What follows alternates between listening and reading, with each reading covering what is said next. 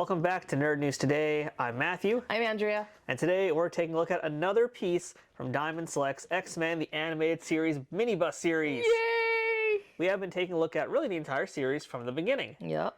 And we're now several statues, I don't even remember quite how many, but we've looked at so far. Several. Which ones have we looked at, Andrew? It's been a Okay, lot. we got Wolverine, Cyclops, Beast, Storm, Jean Grey? Yeah, Jean Grey. Did we do Gambit? Jean Grey. A Rogue. Rogue. Did we do I don't know if we got Gambit yet. He might not have been out yet. I don't remember if we got Gambit. Okay, so right now we're at 6. 6, yes. That is this many fingers, correct. Did we do Deadpool? And Deadpool. Deadpool, 7 fingers. 7! And the Count, he's a mutant too, isn't he? Yeah, you know what? He probably is. Probably is. Yeah. Hey, Andrea, I gotta ask you, does a mall baby eat chili fries? Hell yeah, they do. All right, well, let's talk about Sparrows.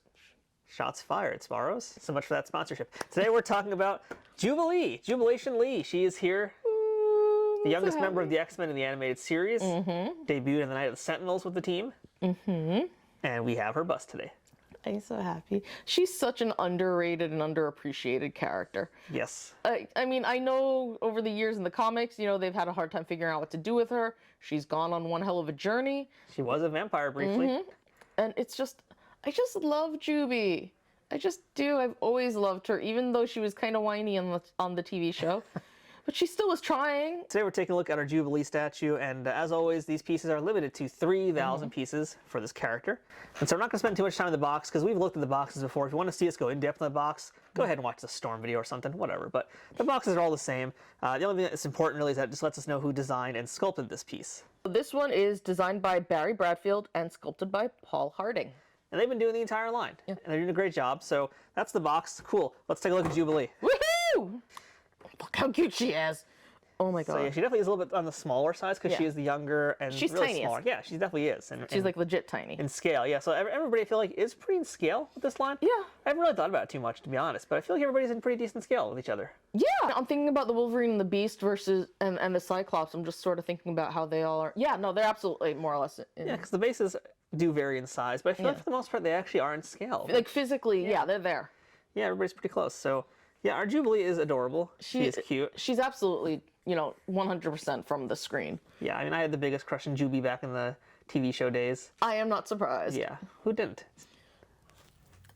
I didn't. Okay, well, you don't count. Jubilee was great. Like, Yeah. honestly. And it took us so long to get like good merchandise of her too, by the way. Going totally off topic now. I mean, yeah, Jubilee had like a Gen X figure, and that was basically it for the Toy Biz era. And the Gen X figure was not the greatest. It was a bad toy. So that was a time. weird line. It really feels like this is long overdue to get Jubilee in like this style. Yeah, I mean, I love this. This is classic Jubilee.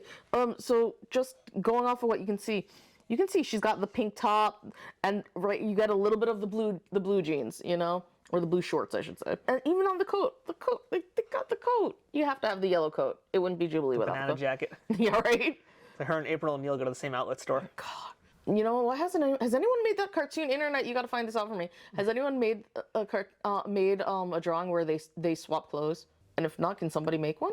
Because I think that'd be funny. I'm sure it's somebody's fetish out there. Okay, can somebody find me the non-porn version? Non-porn version. Good luck with that, internet.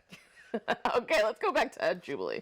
In terms of her accuracy regarding, you know, to screen to here, yeah, it's pretty spot on. Let's spend some time talking about that likeness too, because I feel like that's pretty decent, but that's also, I think, where our first kind of issue arises with it. Yeah. Because to me, yeah, it looks like Jubilee from the cartoon from most angles. But some angles definitely better than others. Like, the way I'm looking at it right now, it's kind of like, you know, this pose here definitely looks like Juby. From the side, you start to lose it, and there's a few things that you kind of lose as you go on here, and I think you had an issue with one thing in particular with this. I have an issue with the nose. Like, I think it's great that they're putting in the, you know, the lines, because there are certain black lines that you need in order to help add depth, in order to define it, you know, make it look more interesting, and also make it more, you know, cartoon accurate. But on the nose, they contoured her nose. Okay, hold on. They put 2 black lines right here and right here. Why? They didn't need that. Like really, it looks messy. It really does. It doesn't look right. Yeah, it really does. You know, the thing is, when you're doing this too with these black lines, as we talked about these other videos, black is a color that flattens things. And when you put it right on the bridge of her nose and the distance they are from each other, it just like squeezes it in and makes it look so tight and small. Yeah, it's very odd, and they didn't really do that with the other figures. You know, they didn't do it to this extreme. And like again, like it looks okay from certain angles, but it doesn't take much of a turn for it to start looking really weird. Yeah. That's kind of what happens here with this one, unfortunately, just the nose. I mean, the nostril area is fine, the shape it's okay. It's just that's great. those two black lines. You didn't need to contour her nose. You know, like really, it wasn't necessary. And you know, the black lines are a part of the series. That's kind of part of the art style of the show too. And it's throughout her entire piece. You see it on like her jacket to represent the folds. You see it on the sleeves and also on the gloves here and there. So it's part of the statue, but you know, in some places it's definitely executed better than others with Jubilee. Yeah. And unfortunately, her face is where it probably suffers the most. Yeah. Still not bad, not at all. But it is the kind of thing where it's going to give you a double take, basically. Yeah, it was just one of those like, ooh. I think she does have really cool glasses and earrings too, though. Oh, I do love that. I mean, they really nailed that. And likewise with her hair, I think they did a real good job on the hair. Oh yeah, and it's nice and sharp. Because, you know, you can't have a diamond statue without it being sharp. It's like, how do you make the hair so sharp? It's like, man, I have an itch. Excuse me. Just gonna. Right? Yeah. But, oh, yeah. But otherwise, yeah, for the most part, her face looks great. Just the nose. Yeah. I mean, so the sunglasses look fantastic. It would have been cool if they could have gotten something and made it a little translucent, but nah, because it's not translucent in the show, so it doesn't matter. No, but she does have the translucent power effect, so. That's, oh my god, they made their cool. sparkles. Yeah, like they found a way to make it look like the TV show as much as possible, you know, because that's not really an easy effect to pull off in three-dimensional form, but I think they kind of did nailed great that. because, I mean, they made it like 4 colors. It did, yeah. It's like Lisa Frank coming out of her hands. It really is. Yeah. That's the best way to describe it, and it's absolutely accurate to the show. It's also her color scheme too, as you see, because you know Jubilee's colors basically are this kind of like the bright neon '90s yellow and pink and the blue, and it's all throughout the entire outfits and her power effects. That's just great design choice there. And the outfit, by the way, also pretty show accurate too that she's wearing here. Oh yeah, it's spot on. I think one thing we both have issue with, because we like the likeness for the most part, outfit and everything else, I think it's pretty great and awesome. The power effects are cool. But I think the one issue we both have is the yellow. Yeah.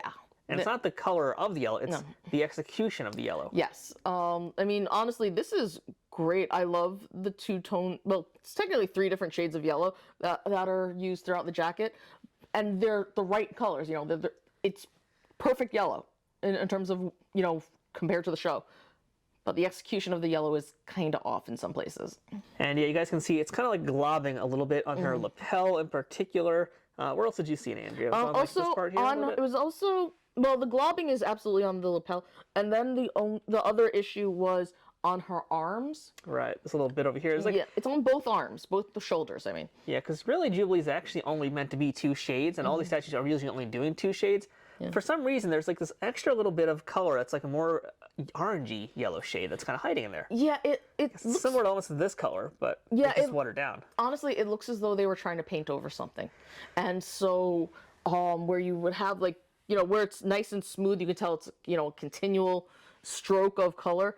Over here, it looks as though like maybe there was a little bit of paint missing, or it didn't apply evenly, and then they're like, oh crap, let's go back in and cover it up. Yeah, it's very weird, definitely noticeable. I mean, if anything, maybe I was gonna say maybe it's like to help create that triangle of color, but I don't think it's that. I think it's just some weird mistake here, and I do feel like something happened with the yellow, because yellow, you know, if I'm getting out all artistic here, yellow as a color is a very globby paint. It gets very thick, it gets very easy to cake onto things, and I think that's really what happened here. Is this particular shitty yellow just got really cakey and they didn't know what to do with it, didn't know how to get around it. That's why you have all the extra flash and globs happening over there. You just saw one chip off, so that's settled. But, you know, even more so, you know, it's just globby because that's the type of paint it is. And it's hard to work with because, like with yellow, if you water it down too much, then it won't really stay. So you kind of have to have it really thick, but if you have it too thick, it turns into cake. Yeah, it's such a balancing act. It is what it is, unfortunately. It's what happens when you have to work with yellow, unfortunately. Yeah, and honestly, considering how strong this whole piece is, and considering how much yellow they had to use, I think they did a really good job working with it. Like I said, for us, it is definitely noticeable, these couple of spots, but they got most of it right. You know, I would say it's like 96% or something like that. And I'd add to the caveat, like we're nitpicking over it because that's what we do here on this YouTube yeah. channel. It's like kind of what we're supposed to be doing. Yeah, but exactly. in reality, you're not going to necessarily be looking at it this close to your face. Yeah. It's going to be back here. You're going to see it like in this wide shot. You're not going to notice these things as much. So I think, for what it is, not really that big of an issue, ultimately. Yeah. I mean, it's honestly, it just depends on, it really does depend on your taste. Like, we nitpick because we want you to be able to make the most informed choices. But seriously, if I saw her, I'd get her no matter what. Yes. I mean, it's Jubilee and she looks amazing. I mean, we got her. We're pretty happy we have her. So, Exactly. That's what I'm saying. It's like, yeah, I totally would put down money for this. Yeah. So. And let's also talk about the base real quick, too. The base has been the same throughout all of these pieces. It's the exact same shape. For Jubilee, it's smaller because she's a smaller character. And the bottom of the base also gives us the number again for the statue, Always so that's where you'll find it there. So, yeah, overall, though, I mean, I think we're both pretty darn happy with this Jubilee, aside from the yellow globs, which from a distance doesn't really matter as much. Yeah, yellow globs and weird contouring. Yeah, I think the nose to me is actually much more noticeable. Yes. Especially from a distance. You still can notice it. So I think the yellow is what it is. The nose is what bugs me a little bit more. Yeah. I don't even know what I would do to fix it besides just really, I guess. I would have just not done it. Yeah, I guess so. It's Or like, done one. If they really felt they needed to do a line, they should have done one, not two. I think either should have been none, really. I think one just looks weird. I'm just trying to look at it now. It depends on. It's odd. It depends on it depends on the angle and stuff, because we've seen it in other statues where they do like one line to help define the area. Yeah. But in this case, I honestly would have gone with none. There was no need. She is such a delicate character, and mind you, that the line on her nose is more delicate than some of the characters we've seen, but it is still enough. But honestly, it's a great piece. Yeah, really. Pretty happy to have Jubilee in the team finally. Yeah, I know, right? I would say the real standout are the effects. I'm so in love with that. And her hands too, by the way. Yeah, her hands are great. Yeah. But but honestly, it's glittery too. Like, they really went for that fireworks effect. And I love it so much. It's not even that it's translucent. It's that you could see the thought and care that they put in this. Yeah. And Jubilee, I feel like, does have a lot of thought behind her, because in a lot of ways, she's a little more of a difficult character to do with this type of animated style. Mm-hmm. Like with Wolverine, with Beast, even with Storm, like, they're bigger characters. Yeah. It's more space to work with. Mm-hmm. They're bolder characters. Jubilee is a little bit not quite there, and more of a delicate character, as we mentioned, too. So they're working with different kind of rules. Yeah. And I think they did a great job. Yeah. And so, yeah, I think we both agree. We like this one enough that we can recommend it out there to help continue completing your X-Men team. And if you want to keep completing your X-Men team with us, check out the Amazon affiliate links for the statue in the description below. Let's not get demonetized. I did it softly. Yeah, by using our affiliate links, you support us at absolutely no cost to you. Yeah, so win-win for everybody here. So that's our look at our X-Men the Animated Series Jubilee mini bust. She's totally awesome.